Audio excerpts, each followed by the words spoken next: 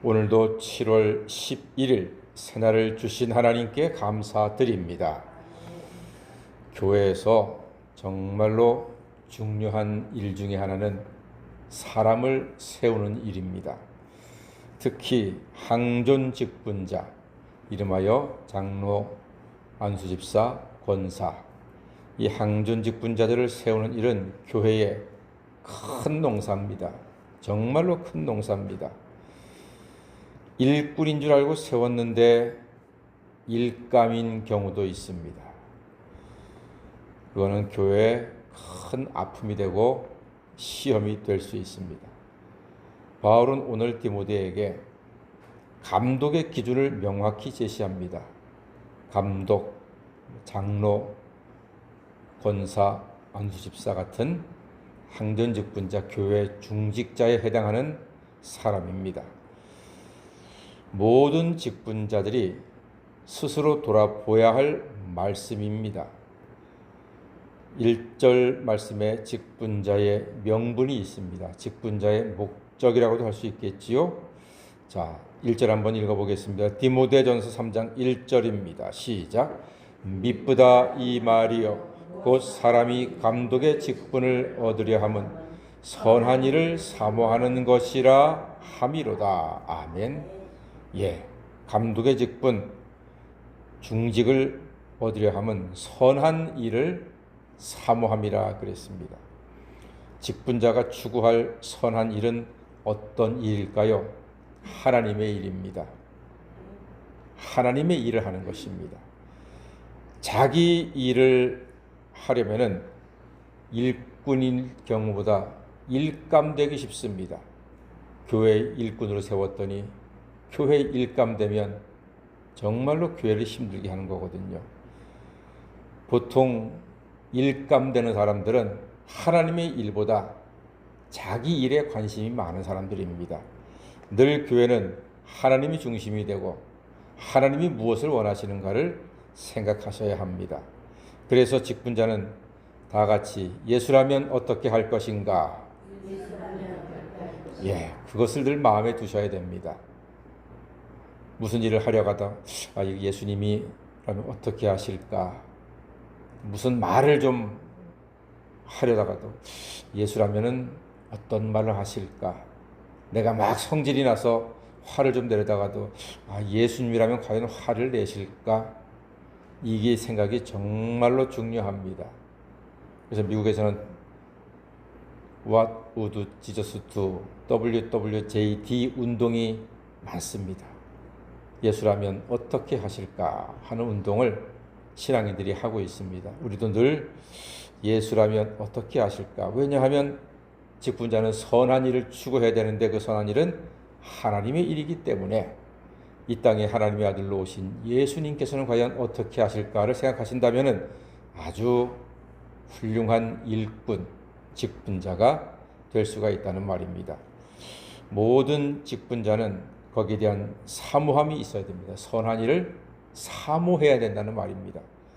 그래서 우리는 여러 가지 사모할 일이 있죠. 예배를 사모하고 찬송을 사모하고 봉사를 사모하고 섬김을 사모하고 말씀을 사모하고 교제를 사모하고 목사 사모만 사모가 아니죠. 다들 사모함이 있어야 됩니다. 선한 일을 사모하는 것입니다. 하나님과 교회를 사모하고 사람을 사랑함으로 진정한 일꾼이 될 수 있는 것입니다. 부디 여러분들께서는 교회에 일감되지 마시고 일꾼 되셔서 하나님 마음에 기쁨을 드리고 교회에 큰 덕을 세우시는 모든 직분자가 되시기를 주의 이름으로 축원합니다. 직분자의 많은 조건 중에 여러 가지들이 있지요. 오늘 말씀 보니까 2절에도 책망할 것이 없으며 그랬습니다. 책망할 것이 없어야 된다. 흠잡힐 일 하지 말라는 것입니다.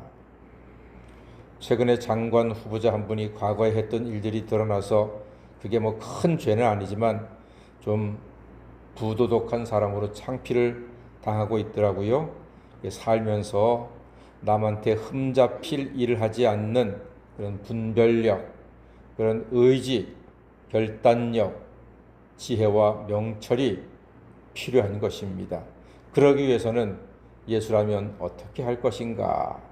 늘 이 생각을 할 때 큰 실수를 하지 않게 됩니다.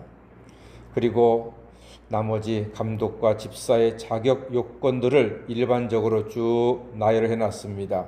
한 아내의 남편이 되고, 이 말은 한 남자의 아내가 되고 연결되겠지요.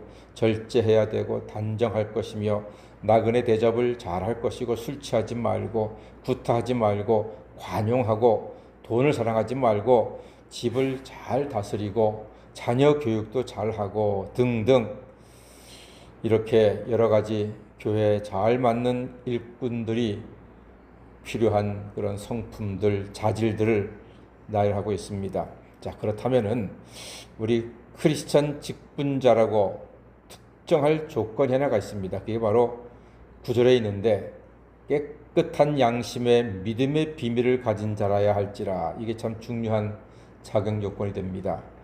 깨끗한 양심의 믿음의 비밀을 가진 자라 그랬습니다. 먼저 깨끗한 양심, 우리 각자 다 양심이 있습니다. 그런데 직분자들 혹은 나라에 일하는 사람들 그러죠. 법과 양심에 따라서 일하겠다. 양심에 따라 하면은요, 망합니다. 왜요? 사람마다 양심이 다 달라요. 누구는 길에서 1,000원짜리 하나만 주어도 마음이 찔리는 사람이 있는데, 어떤 사람은 남의 주머니에서 10,000원짜리 하나를 빼놔도 양심에 찔리지 않는 사람이 있는 거거든요. 사람의 양심은 다 기준이 달라요.